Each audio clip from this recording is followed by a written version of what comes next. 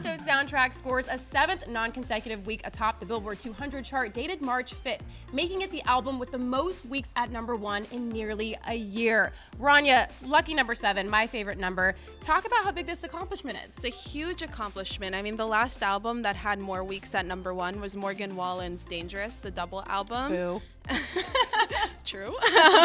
And that ruled for 10 straight weeks last spring. And then in the last 5 years, the only other album to have spent more weeks at #1 was Taylor Swift's Folklore, which was 8 weeks at #1. Well deserved. Yeah. I mean, Encanto's achievement is obviously in part thanks to We Don't Talk About Bruno. Right. So moving on to the Billboard Hot 100, the song rules the chart for a 5th week. Yep. It's had more weeks at the summit than the 2 other leaders from Disney movies combined, and it drew in nearly 30 million US streams, which is so many.